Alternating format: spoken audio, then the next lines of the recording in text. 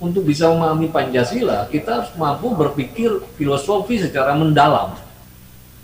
Dan kalau kita bicara filosofi secara mendalam, berarti kita harus mulai bertanya apa dasar ontologis Pancasila itu. Kenapa Pancasila itu perlu ada? Nah itu kan kita ini tengkar-tengkarnya hanya pas aspek-aspek ritualnya, soal lahirnya, kapan, tapi yang lebih penting sebenarnya dipertanyakan dasar ontologis Pancasila itu apa? Kenapa Pancasila penting ada?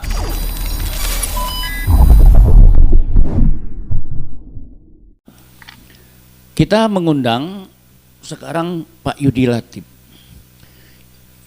Gimana Yud? Yudi ini paling dalam kalau menggali soal Pancasila, tapi kita belum mendengar Yudi ya. Gimana Yud? Kita menjelaskan kembali Pancasila ini sebagai produk filsafat. Ini coba Pak Yudi jelaskan dulu kepada audiens dan kita semua di sini. Silakan Yud. Terima kasih Bung Bursa. Pertama saya ingin merespon dulu judul talk show ini ya. Apa kabar Pancasila? Maka saya kira jawaban atas pertanyaan itu kabarnya ada kabar baik, ada kabar buruk. Itu dia itu. Ya. Jadi kita memasuki 1 Juni ini dengan sikap penuh kebanggaan, pakai pakaian kebesaran, dan kita merasa bangga sebagai bangsa Indonesia karena secara konsepsional Pancasila itu tidak diusangkan zaman gitu. Justru konsepsi-konsepsi Pancasila itu bisa menawarkan pemikiran-pemikiran alternatif ketika pikiran-pikiran komunisme sudah mulai mudar, begitupun pikiran-pikiran kapitalisme mulai bergeser. Dan sebenarnya Pancasila memiliki kemampuan untuk mengantisipasi berbagai arus pemikiran dan perkembangan ideologi terkini itu secara lebih komprehensif ya. Karena kalau ideologi lain seperti kapitalisme, sosialisme itu lebih memotret relasi konfliktual itu atas dasar relasi ekonomi. Ini kan produk dari revolusi industri lah. Ideologinya itu didasarkan pada konflik-konflik relasi ekonomi antara kaum kapitalis, kaum proletar, ya. Antara borjuis dan buruh, kan begitu aja relasionalnya itu. Sehingga misalnya kedua ideologi itu masih agak kesulitan untuk menjelaskan fenomena-fenomena pengorganisasian sosial movement baru seperti dalam bentuk populisme yang berbasis identitas ya. Seperti Green Movement, Feminist Movement, juga populisme itu nggak jelas wujudnya, karena ini semacam heterodoks, semacam ideologi campuran. Memang bermula dari ketidakpuasan ekonomi, tapi kan artikulasinya tidak pakai pendekatan kelas, tapi pendekatan identitas.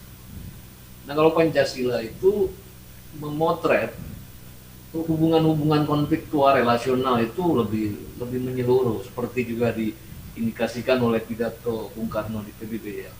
Sila pertama mengantisipasi kemungkinan konflik relasional itu atas dasar hubungan-hubungan keagamaan, perbedaan-perbedaan garis keagamaan dan keyakinan. Sila kedua mengantisipasi kemungkinan konflik antara globalisme dan lokalisme gitu. Sila ketiga mengantisipasi konflik perbedaan-perbedaan identitas lokal, etnis, adat, budaya. Sila keempat mengantisipasi perbedaan garis-garis politik, partai politik, gerakan politik. Dan sila keempat mengantisipasi baru perbedaan-perbedaan pemilikan ekonomi gitu. Jadi oleh karena itu Pancasila memiliki kesanggupan daya lenting untuk merespon berbagai tren-tren terbaru di dalam perkembangan ideologi global. Nah, jadi Pancasila sebagai konseptual, bahkan ya selain ideologi kan Pancasila juga bisa dasar filosofi negara, bisa pandangan dunia, bisa dasar norma dasar negara, dan bisa Pancasila juga bisa dikatakan sebagai civil religion gitu. Pokoknya apapun nama-nama itu, Pancasila memiliki kekuatan antisipatif yang tahan banting gitu. Nah, tapi di sisi lain kita lihat justru kehebatan Pancasila secara konseptual, meskipun kita harus tadi, saya kira Saudara Bursa betul mengatakan bahwa Pancasila secara konseptual juga jangan dianggap sudah selesai gitu. Memang Bung Karno kan mengatakan Pancasila itu selain berupa elemen-elemen statis, sedimentasi nilai yang sudah mengendap lama di dalam sejarah Indonesia yang disebut sebagai meja statis. Tapi kan zaman bergerak, tantangan berubah. Maka dia sudah bayangkan Pancasila juga sebagai satu lead star dinamis, ya. Bintang penuntun yang dinamis. Artinya kita harus terus berusaha untuk membuat Pancasila itu masuk akal. Gitu. Argumentasi Pancasila itu harus bisa terus diaktualisasikan, dipercanggih argumennya, gitu, dan diperluas wawasan-wawasan konseptualnya supaya lebih mampu responsif terhadap tantangan-tantangan baru. Gitu. Tapi apapun, Pancasila secara konseptual relatif punya daya lenting yang mampu kita artikulasikan ulang sesuai dengan zaman itu. Tapi saat yang sama tadi, kabar buruknya adalah just ketika Pancasila secara konseptual tuh punya daya respon yang luar biasa, relevansi yang luar biasa, justru proses operasionalisasi dari konsepsi itu di dalam penyelenggaraan negara dan kehidupan berbangsa kok kian hari tampaknya seperti makin jauh panggang dari api. Nah, bisa kita mulai dari pertanyaan pertama, misalnya tentang apa kabar Pancasila sebagai filosofi segroundsel, Pancasila sebagai dasar filsafat negara tadi itu. Nah, itu kan Bung Karno mengatakan Pancasila sebagai filosofi segroundsel itu artinya Pancasila itu filsafat mengandung pikiran sedalam-dalamnya yang di atasnya didirikan rumah Indonesia Merdeka. Jadi pengertian Pancasila sebagai dasar negara itu sebenarnya lengkapnya dasar filsafat negara, ya, yang mengandung pikiran yang sedalam-dalamnya yang di atasnya kita bangun rumah Indonesia yang merdeka. Jadi pertama, untuk bisa memahami Pancasila kita harus mampu berpikir filosofi secara mendalam. Dan kalau kita bicara filosofi secara mendalam berarti kita harus mulai bertanya apa dasar ontologis Pancasila itu. Kenapa Pancasila itu perlu ada? Nah, itu kan kita ini tengkar-tengkarnya hanya pas aspek-aspek ritualnya soal lahirnya kapan, tapi yang lebih penting sebenarnya dipertanyakan dasar ontologis Pancasila itu apa? Kenapa Pancasila penting ada? Ya, ini sama seperti kalau orang Islam apa itu dasar makosid dari syariah, kenapa syariah itu perlu ada gitu. Dan menarik baik dasar ontologis Pancasila maupun dasar ontologisnya syariah itu sebenarnya sama. Jadi orang sering memandang dua hal yang berbeda, padahal sebenarnya saya kira dasar ontologisnya itu sama. Jadi ketika di pidato 1 Juni mengatakan kita harus mencari titik persetujuan yang Tuan Ki Bagus bersetuju, Tuan Yamin bersetuju, Tuan Lim Kun Hian bersetuju, Maramis bersetuju. Artinya pertama, dasar ontologis Pancasila itu adalah kehendak untuk mencari titik temu dalam Indonesia yang majemuk demi kemaslahatan dan kebahagiaan hidup bersama. Itu kan sama. Prosedur syariah juga al-maslahah, kebaikan hidup bersama dalam masyarakat Indonesia yang majemuk. Ya, jadi itu pertama. Jadi kita kalau istilah Bung Karno sering mempertengkarkan eker-ekeran, mempertengkarkan yang remeh-temeh, tapi sebenarnya ketika kita bicara Pancasila, mindset yang harus kita bangun ketika diskusikan Pancasila bagi dalam filsafat adalah apapun yang terjadi, perbedaan-perbedaan pandangan itu tidak boleh mengabaikan dasar kenapa Pancasila itu harus ada, yaitu untuk mencari titik temu dong. Mencari titik temu apa? Titik temu di sini bukan hanya dalam arti toleransi negatif ya, asal akomodasi, bagi-bagi hasil, bagi-bagi kedudukan, bagi-bagi anggaran. Itu yang dikritik oleh Natsir dulu kalau toleransinya kayak gitu jadi toleransi negatif gitu. Tapi kita harus berkelahi nih. Kita boleh berkelahi, berbeda pendapat, tapi dengan nalar yang sehat. Dengan argumen yang kuat, dengan daya-daya deliberatif, daya-daya argumentatif untuk melahirkan sintesis yang positif. Nah, di sini kalau kita lihat sebenarnya Pancasila meskipun itu rumusannya diartikulasikan oleh Soekarno, tapi sebenarnya Soekarno tidak datang sendirian ya. Itu kalau pakai istilah postmodernism, itu teksnya Soekarno itu dibangun lewat relasi interteks, baik teks-teks antar tokoh-tokoh yang ada waktu itu secara horizontal maupun teks-teks yang berkembang sebelumnya gitu.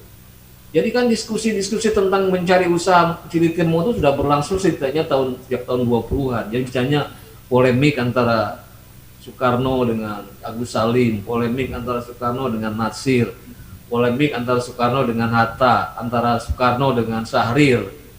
Nah, ini di dalam satu diskurs ya, meskipun pada mulanya orang datang dengan pandangan yang berbeda, tapi ternyata pandangan-pandangan yang berbeda itu begitu digelar ya di dalam perdebatan publik, itu pelan-pelan orang yang semula menolak pandangan yang berbeda lama-lama merenungkan ulang ya, posisi pikirannya. Jadi misalnya ketika Soekarno datang dengan konsepsi kebangsaan, lalu muncul pikiran dari kritik dari Agus Salim. Dia bilang bahasanya kebangsaan itu seperti dalam pengaraman Eropa gitu. Itu ujung-ujungnya justru akan mengobarkan perang-perang ya, perang-perang antar bangsa yang ada habis-habisnya gitu. Ya, dia bilang ya kata kritik daripada Agus Salim kan kebangsaan itu melahirkan kecenderungan eksklusivisme yang menyerang-nyerang gitu.